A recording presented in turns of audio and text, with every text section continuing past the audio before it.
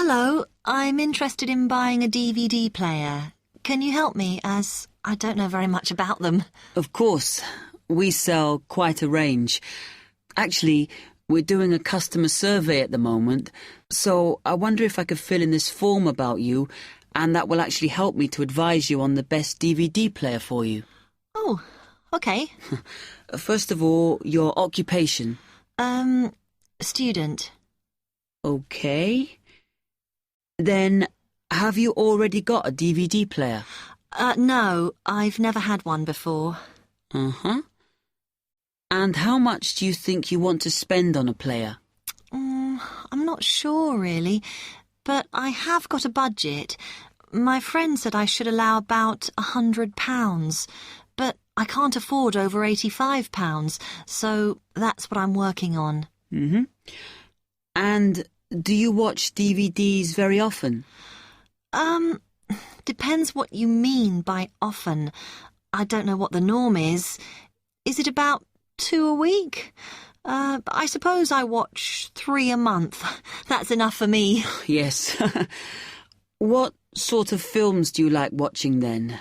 Action movies? Not really. Oh. My boyfriend always insists we watch science fiction movies, but I prefer thrillers. Something to get your teeth into. Okay, just one more. Do you watch other DVDs? Ones that are not films, like music or something? Not much, because I don't want to spend the money on something I can watch on TV, but I occasionally rent out comedy programmes, and I fight with my boyfriend over all the sports DVDs he watches. You now have 30 seconds to read questions 5 to 10.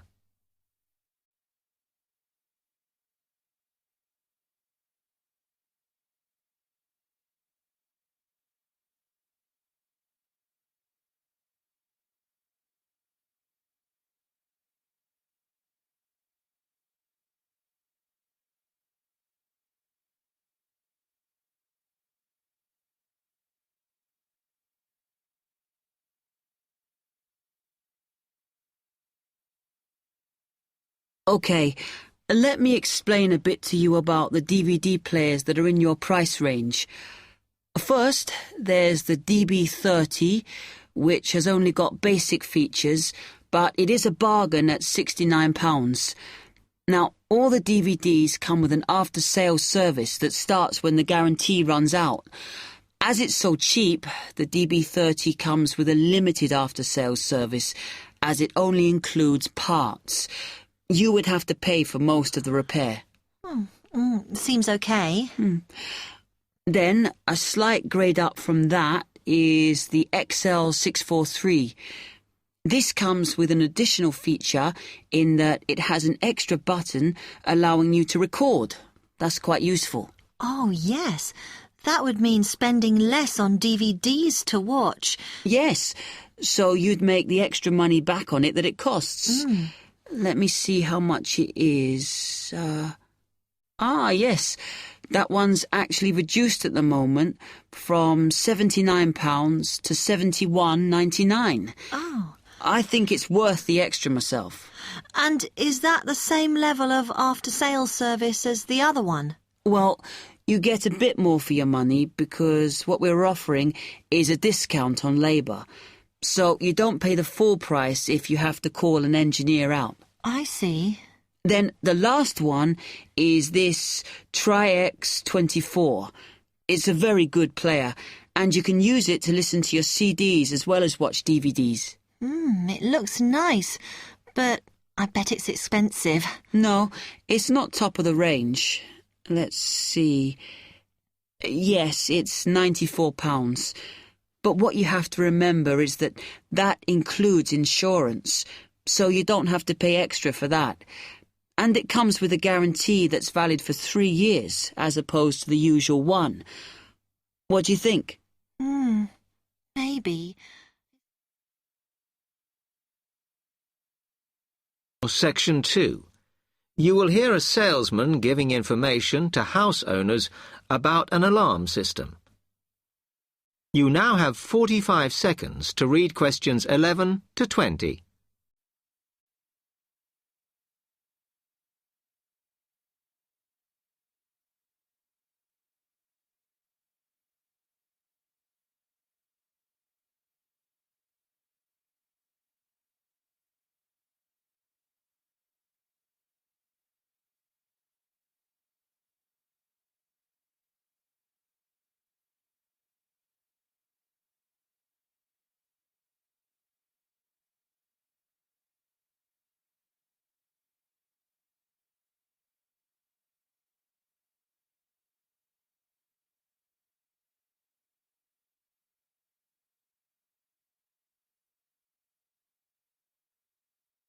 Thank you for inviting me to your residence meeting. My name is Martin Pugh from Safe Cell Alarms.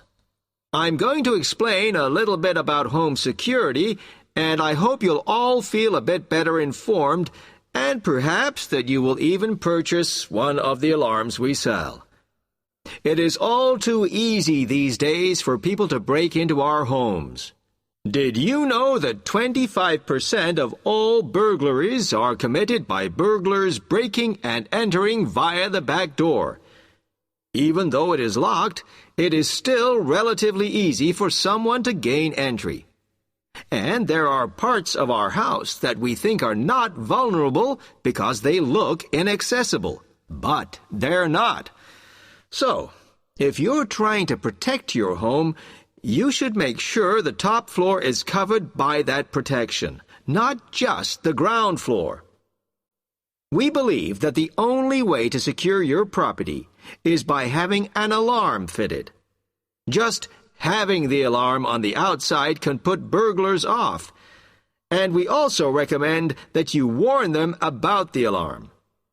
To do this, we suggest you stick a sign in the front window of the house so it can be seen clearly.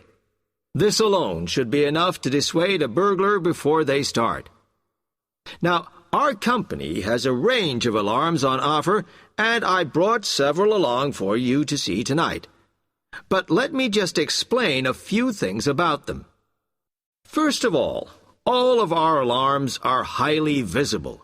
They're colored red, and on the underneath, there's a blue light, which you can see whether they are switched on or not. This acts as a deterrent to burglars who can see it as an active alarm system. Like most systems, our alarms are very sensitive, so you do need to look after them. You may be surprised to hear that a cat can often slink around unnoticed under the infrared beams, but a spider crawling across them will set them off. Also, our system is a little different from some. Most companies offer an option that connects their alarms to the police station. All our alarms have an automatic link to our company office. This means we can deal with a situation promptly and can sort out any alarms that have gone off by mistake. Okay, let me tell you about the installation of our alarms. Later on, I'll show you some house plans and diagrams of how the alarms operate, but you don't have to worry about them being intrusive, as we normally put them in hallways rather than individual rooms. The diagrams show you how the beams work to cover the whole house in this way. Oh, one small thing while I remember is don't leave your security code in your house. A lot of people keep it in the kitchen or their study, but we suggest you leave it with a neighbor so that if there is a break-in, the burglars can't switch the system off. Now, regarding the practical aspects of installation, I know that many of you are out all day, and I'm afraid we don't install the alarms at weekends. But we do offer a service where we can fit the alarm system in the evenings for you. But we do charge a little bit extra for that. Finally, we do offer a range of systems, so I suggest you look at the leaflets on our prices. And please, don't be put off from investing in a more sophisticated system to protect your home, as we do allow you to set up a monthly payment if it's too much in one go. Okay, now, if you'd like to come forward. Section 3. You will hear a student, Alex, asking his tutor for advice about essay writing. You now have 30 seconds to read questions 21 to 27.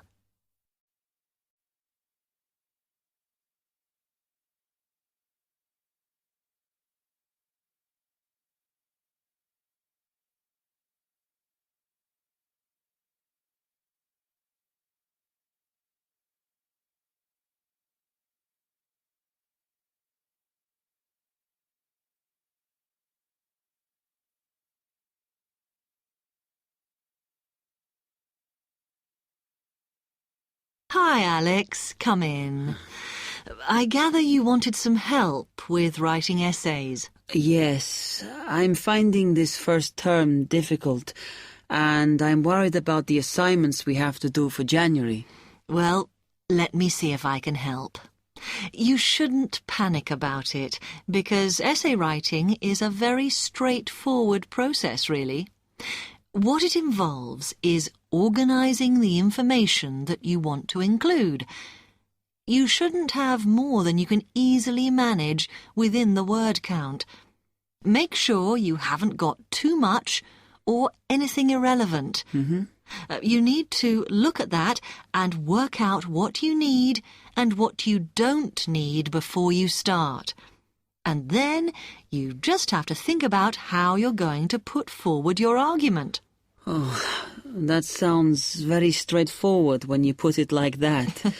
But I'm worried I haven't got the necessary skills for writing an effective essay because English is my second language. Well, perhaps you misunderstand the skills you need. You need to be able to analyse your data, and then I would say the skills of interpretation and expressing yourself are important. Perhaps it's this last one that bothers you, but the more essays you write, the more you will develop these skills. Yes, and I don't quite know how to improve at that. Though, as you say, I know practice will help. And I need to make sure I've got everything ready before I start. Yes. What is vital to good essay writing is preparation. So make sure you build in enough time to do the research you need. Are there any other sources I can use to help me with essays? Yes. You should go to the library and look through the reference section, because there are books that focus on the style we use in academic writing, and those will help you a lot. The other thing that you should think about is what happens when you've actually written your essay. Too many students just complete their work and hand it in, whereas what you should be doing is making sure that you edit it as thoroughly as possible. Oh, yes, that's a good idea. Then I'd pick up any mistakes and also see if it reads logically. Exactly. The other thing is, again, what a lot of students do is get their essays back, look at the marks, then just file it away. They don't realise that if they checked it through and looked at what the tutor had written, then they can learn from their old essays. Yeah, I can see that's a good idea. So, is that okay? You can always come back to me. You now have 15 seconds to read questions 28 to 30.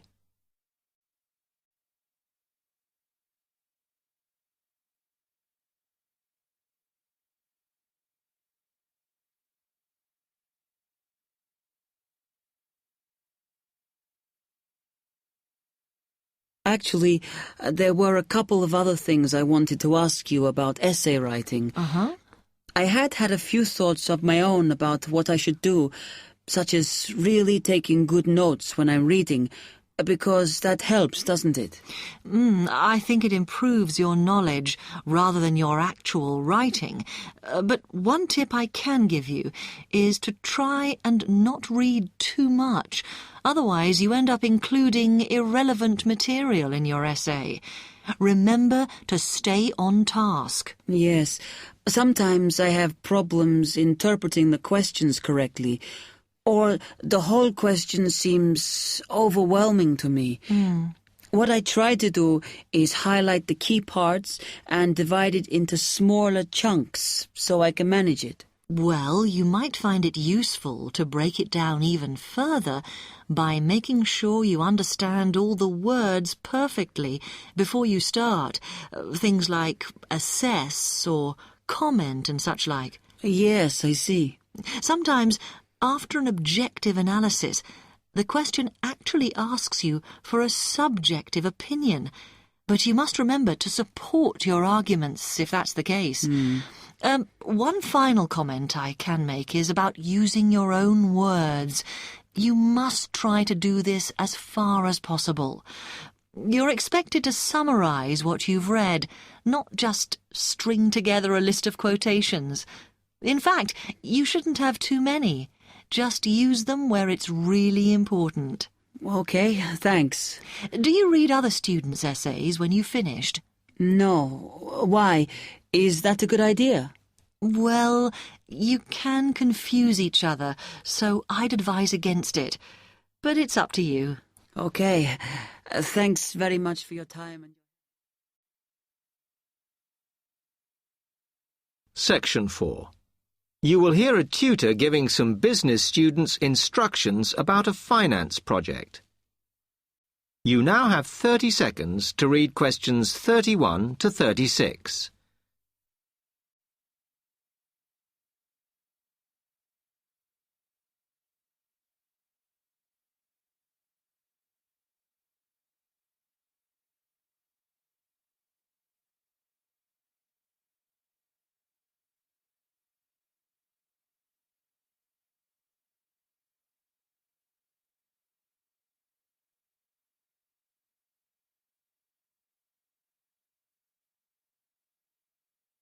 Okay, can you quieten down, please? Now, today I'm going to talk to you about your assignment. We've been studying the effects of the exchange rate, so I'm going to give you a project to do on this. Right, can you make some notes while I'm talking? The first thing that I'd like you to do in order to prepare this is to select where you're interested in. I mean, which country, and therefore which currency you're going to be operating in. Okay, now the purpose of the project is to make money, and I'm hoping some of you will make a significant amount. So, I want you to suppose that you have £100 that you will have to invest purely in the rises and falls of the exchange system. In other words, you'll be trying to predict rates. This is a project that you'll be doing together, but before you work together, you'll have to go off and research what you need to know about the economy of that country and how well it's doing or is expected to do in the near future. You could all make up a little information sheet with your notes on, clearly legible, because then I want you to get together, we can do that next week, and to go round and read about each other's countries. When you see how well or badly each country is doing, I want you to decide what your exchange rate is going to be against all the other currencies. After that is all sorted, what you're going to do is go round the other students and attempt to sell your money to the others. Remember, this will depend on the success of your country's economy and the rate you fixed for your currency. Now, you're not allowed to just swap currencies with each other, but you may wish to buy from the other countries. But you must do a proper transaction. All the way through this, you must keep your accounts properly for each transaction. I'll give you 1 week to do this, and then we will set a time for the deals to finish, a bit like the stock exchange. And at that point, I will ask you to calculate how much you have made. Is that clear? You now have 30 seconds to read questions 37 to 40.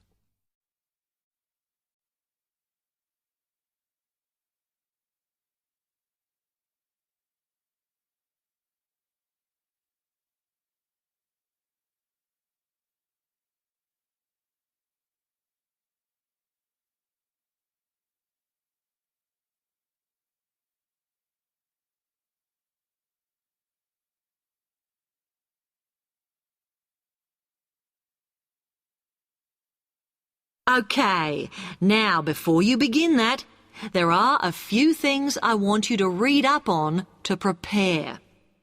You need to look at the economies of the UK's main trading partners. I don't mean all of them, because that would be over 80, but just the 29 principal ones. There are summaries in the last 3 books on the book list I've given you. And so that you can practice applying the criteria on assessment I gave you, I'd then like you to focus just on one sector across all the countries. The most common one across every country is farming. But as much agricultural produce is for domestic consumption, I'd like you to look at manufacturing. Then I would like you to do a detailed investigation of one particular aspect. I was going to give you a choice, but I think as we've just started the course, it's better if we all look at the same thing and then we can discuss it in the seminars. So the thing I'd like you all to look at is fluctuations in import prices. Now, you need to do all that before you start the project, as it will help you assess the economies of the countries you'll be representing in the project. Don't worry, you've got plenty of time. Exam week is December the 8th. Then it's the holidays until January the 6th.